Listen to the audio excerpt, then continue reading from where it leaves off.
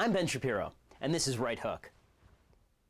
President Obama released his 2013 budget proposal this week with the promise that the new spending plan was a pathway to fiscal responsibility.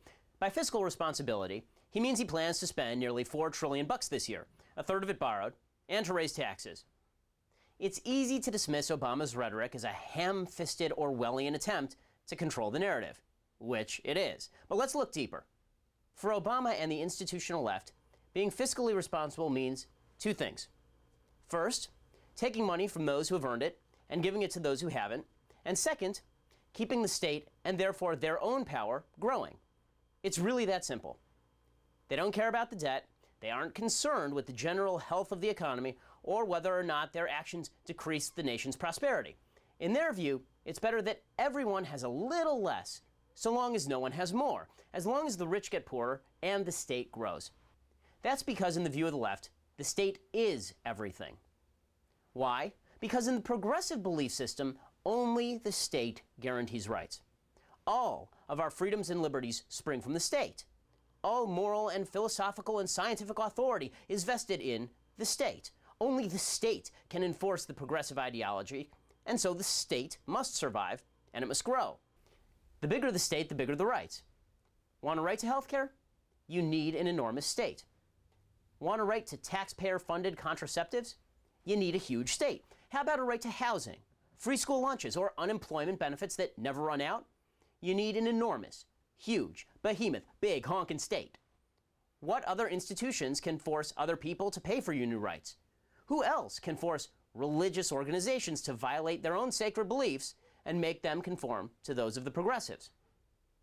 This philosophy is cribbed from Thomas Hobbes. He said that man's life without the state was a war of all against all, total and utter chaos. We'd all live like animals without the state.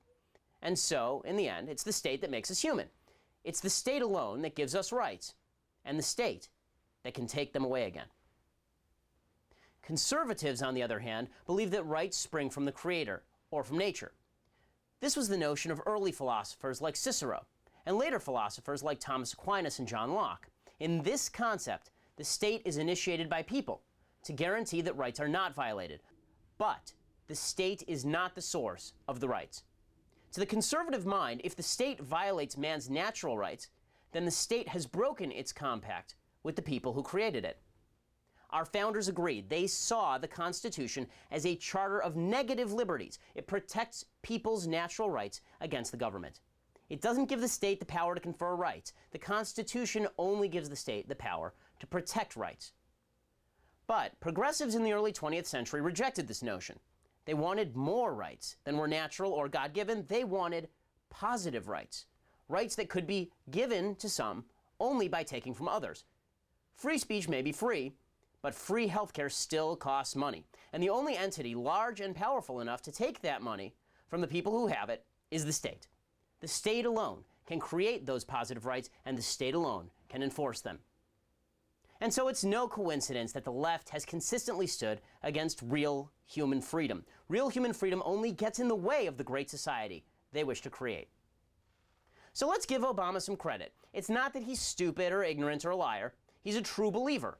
He thinks the only responsible government policy is to grow government, no matter what the cost. And if his budget is any indication, the cost is going to be very high indeed. For more messages like this, visit declarationentertainment.com and become a citizen producer. I'm Ben Shapiro, and we'll see you next time on Right Hook.